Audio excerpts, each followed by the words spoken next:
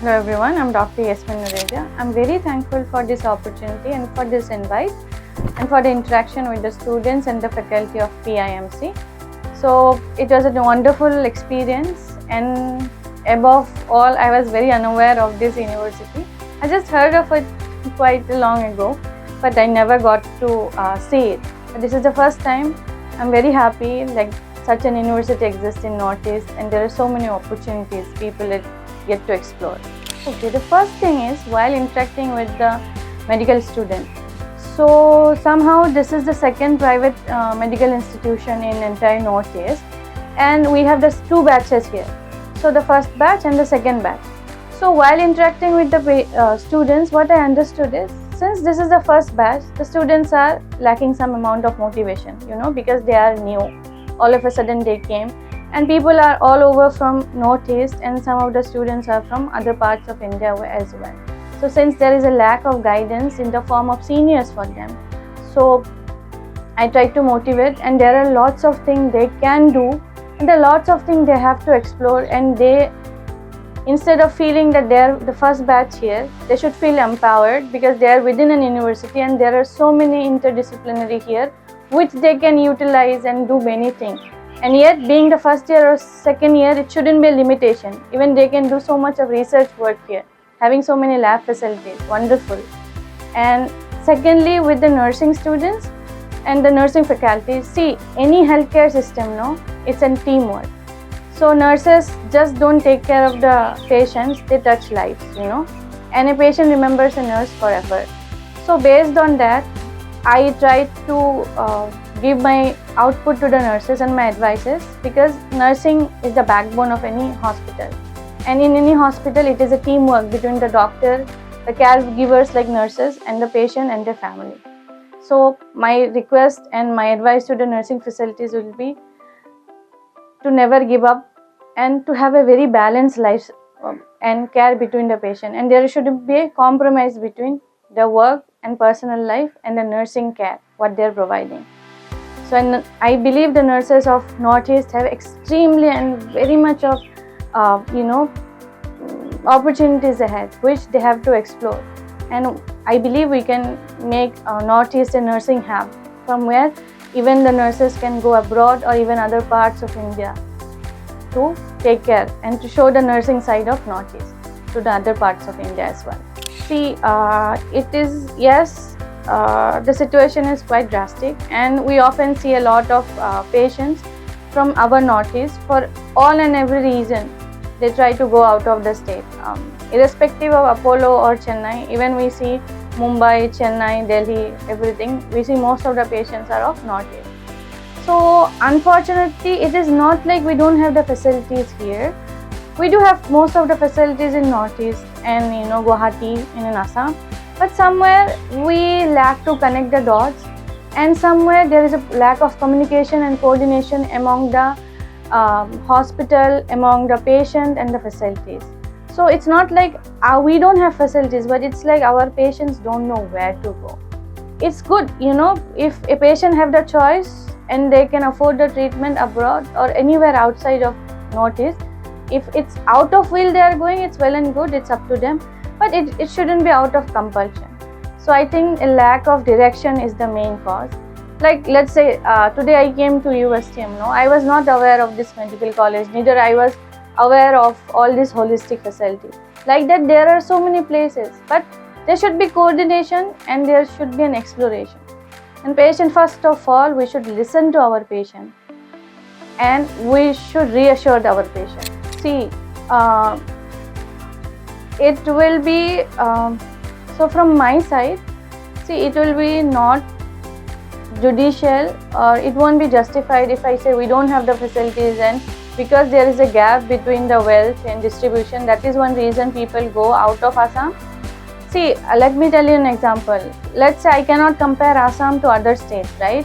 By the standard of living from an Assamese to the standard of living in person living in South India. Okay, I agree that. But at the same time, there are poor people in every state, right? There are poor people in Tamil Nadu, there are poor people in southern part of India also, right? But have you ever heard a person from South India going out of South India for treatment? until it's out of basic need or necessity.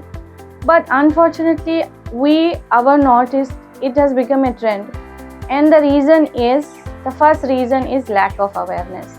Lack of awareness, why? Because, for example, I'll say, let's say a person in a very remote village of Tamil Nadu gets a suspicious cancer-like lesion or a cancer-like thing in the mouth, okay? So first, when they suspect of that, they will immediately go to the respected doctor, okay? They will show to a doctor and they will be directed to an oncology center or whatever center it is, because the diagnosis happens very fast. But in our case, there is lack of awareness and lack of acceptance among our population. First of all, we have to accept that this may be cancer or this may be any dreadful disease, okay? It may be a rare disease. So we should go where we are supposed to go. Let's say if you have some doctor has suspected cancer for you in your mouth or any part of your body, and you are taking multiple opinion. Will the disease wait? No, right? So ultimately the disease will be in a very advanced stage.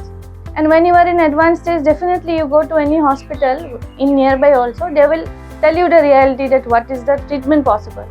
So in that time, many people have this belief that, okay, maybe in our part, they are giving a different opinion. If we go out of Assam or Northeast, the scenario will change. Whereas if they go outside also, if at all, unfortunately the scenario remains the same, the diagnosis is same, there the patient listens to the doctor. You know why? Because at least there they feel they are being heard. Here, I think the convincing part or the communication part needs to be worked upon. There are two aspects of every career, okay? What you want to be, being a doctor itself is a very much of an empowered title, okay? There's nothing a doctor cannot do if they believe, okay? Post MBBS, if you limit yourself, if your aim while joining, two aspects are there. After joining MBBS, you just think, I'll be a doctor, I'll pursue some degree, then I'll start a hospital, okay? That is also good. You can contribute to your community, okay? But there are things nowadays beyond that, okay? Having MBBS doesn't limit you. So if your aim is to be a doctor, the first aim should be a good doctor, a compassionate doctor, a listener first, who listen and who can convince people and reassure people.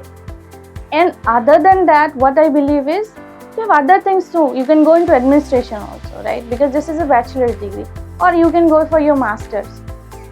And there are so many research facilities also. A doctor can go further for a PhD in it, right? Or let's say, I have seen so many medical students abroad who are doing MBBS or an equivalent degree. At the same time, they are doing some research. They are publishing things. So in the same way, there are lots of things.